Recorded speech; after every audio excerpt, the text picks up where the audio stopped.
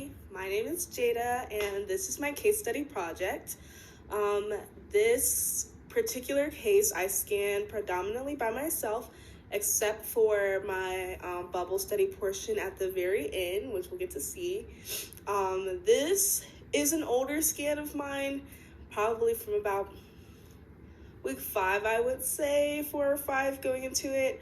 But I chose this particular scan because it is my first stroke patient scan. And I honestly, for the time being, I thought it was a really good scan for me personally. She had really good pictures, but this patient had just had a stroke and she was still not all there cognitively, so it was really hard to actually manipulate my probe and to deal with kind of her body habitus. She was kind of shooting up in little spurts, just like rising up out of the bed and trying to get up and trying to talk to her husband, and she just really wasn't there during this study.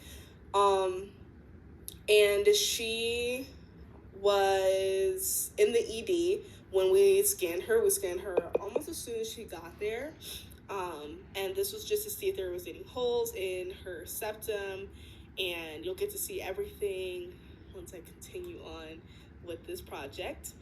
So patient history, I went over a little bit of it. This is an African-American woman. She was older than 60. She presented to the ED with, after she had had a stroke. They brought her straight to the emergency room. And again, outlining that patient positioning and body habit is just heavily affecting my image quality due to her incoherence. She didn't know where she was and she didn't know what was happening.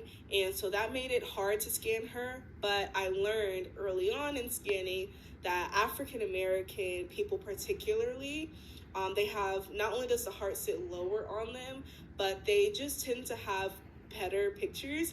I'm not entirely sure the science behind it. I'm still learning that, of course, but usually with my African-American patients, I have the more clear images, them and patients that are going through dialysis, all of that fluid and everything in there just makes them a better skin, although it is because of something unhealthy, it just makes them a better skin and easier to get through. And she had very minimal prior cardiac history. I am unclear of exactly what caused the stroke. There wasn't that much information in her chart at the moment. She was a newer patient to the UC Health charting system, so we just didn't have that much past history on her just yet. And for her, since she is a stroke patient, going through this, she did not have a lot of craziness like I thought I would get to see. I particularly chose her because, again, it was just my first stroke patient, and she was just a really interesting case to me personally. So I do have the full protocol that I plan on going through. Of course, sped up a little bit because I don't want to keep you here all day long. So this picture right here is her plaques measurements. I've listed the normal values in women, and some of hers were a little under what you would consider normal for a woman her age. But again, she had just had a stroke, and so she was pretty grossly normal though. For someone that had just had a stroke, her measurements in her parasternal views were pretty normal.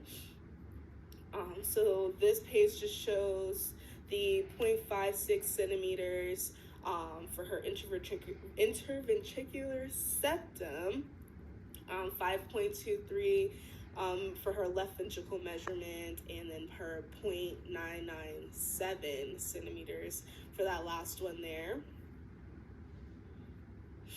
And again, this is just in diastole, and so for the hospital that I'm with, unlike when we learn in school where you remeasure that septum and you go through the exact same measurements as in diastole and systole, we just measured that left ventricular portion from the septum to the other wall, that inferior lateral wall. Those are the measures that we do for our parasternals with our Tygolds. And again, hers were grossly normal, measuring at 3.23. She's right in that middle range for normal, which is 2.1 to 3.4 centimeters. And on to her mitral valve. This is the first valve that we got to, and unfortunately, I'm not able to play the clips, which is really sad, but I could not get the clips to play. But there is the most beautiful jet of MR there, and we marked it as moderate to severe. Marking moderate, severe, mild, trace, all of those things have been something that is still taking me time to learn, because I want to call everything either trace or severe. So that in between is what I'm still working on and learning and working towards, just perfecting it, because you want to call the right things. You don't want to say that a patient is severe when it's really mild, but to me, obviously as a new student, everything looks severe to me. But this one here, my preceptor, she obviously made the call and called it moderate MR for her mitral valve. Then we get to our aortic measurements. And so something really interesting that I learned when I got to my site is that they include the aortic annulus in their aortic measurements. When we were learning with Carrie, that wasn't in our initial protocol, so it was really cool to learn that one. And of course, it's just so important to have as many accurate measurements of that aortic valve as possible, especially in a stroke patient. And so for her measurements just were slightly below the values that you would want in a woman her age. Pretty much everything measured except for her LVLT, that was right on the minimum of what you can have, but everything else was smaller than ideal. This was a clip of her aortic valve, and again, I unfortunately can't get it to play, but we didn't see any stenosis on her aortic valves, no calcification. We didn't see any prolapse. Her leaflet function was pretty normal. And then again, here are her aortic measurements, her aortic sinus, sinotubular junction, and that ascending aorta.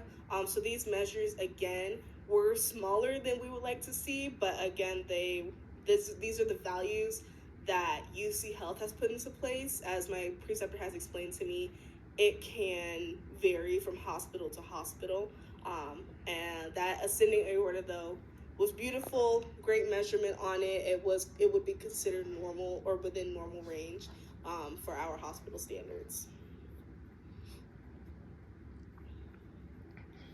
M mode, of course, grossly normal. Not going to go too into that. Her tricuspid valve was also pretty normal. There was trace TR, but nothing crazy going on with that tricuspid valve, thankfully. These are our continuous wave Dopplers going through that tricuspid valve, again, just confirming the small amount of TR that we could see. And then we move on to our pulmonic valve. And this is it in 2D and in color. And then with our Doppler signals, continuous wave and pulsed wave, we went through, and these are the measurements that we got. And within this, she measured below what we would want for our PVV max and our, and everything else actually, sorry, misspoke, was accurate within normal values.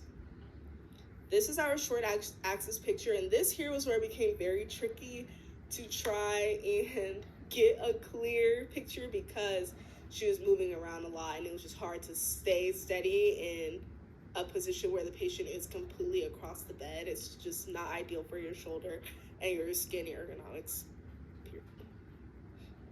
Another attempt. So at my clinic, we are supposed to show attempts of if a patient has unclear pictures of any place that you could try, you take a picture of that and you mark it attempt and you mark where you were on the body. And so for this one, this was an on axis. I unfortunately wrote off, but on my picture, it is marked correctly as on axis, and trying to get that image as clearly as possible where you ideally would want it. Of course, we just couldn't get that day. And going through, showing our color for each valve, showing the aortic valve. This is our short axis tricuspid in color. Nothing crazy going on here. You know, you want to Doppler it, just see if you could pick up more of that trace TR on your short axis pictures than you did in your parasternals.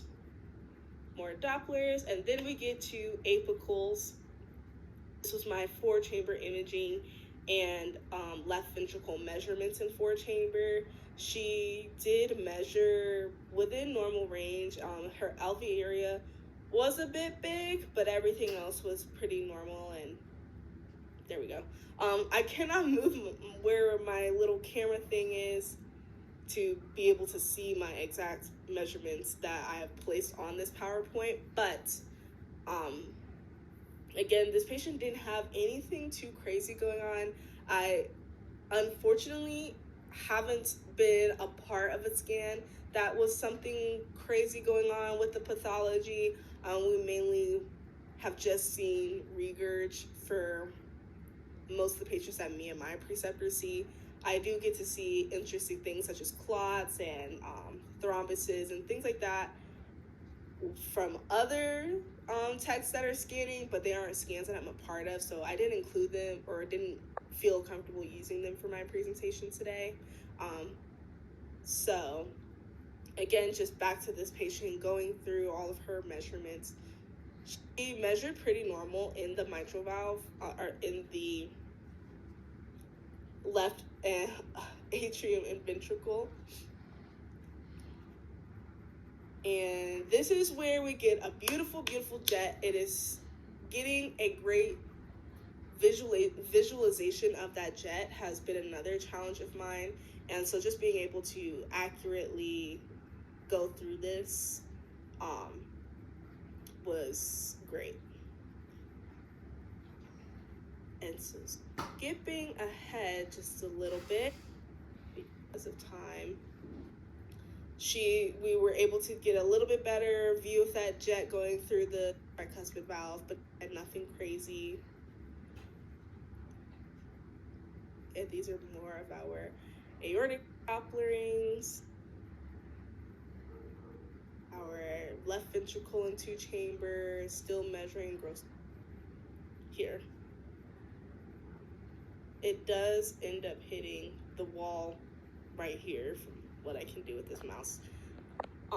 And that is, I was explained that it hitting that wall is what you can see. Being able to see that is what you can go ahead and be like, okay, this is, if not severe, moderate to severe. Like it's gonna get there at some point.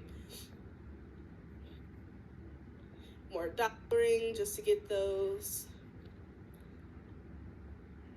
Going through her 2-chamber, again, just really visualizing that mitral valve regurgitation. And this was also the first time at that time that I had seen so much regurg on the person. I really hadn't seen that much, and now I'm seeing everyone's got it to try and visualize. And looking back at it, I would have brought my color scale up just a little bit more, so it's not all completely bled out with that blue blob. But just the purpose of this picture and this image is to show if there is any color passing through that septum, of course through a post-stroke patient. Then this is the Doppler through her suprasternal notch. Again, grossly normal here. Then we got to the bubble study. So for the bubble study, now I am to a point where I can scan it myself. And my preceptor will push the bubbles, but at this point in my training, I was able to learn to push the bubbles and how to manipulate the syringe and the saline through the IV.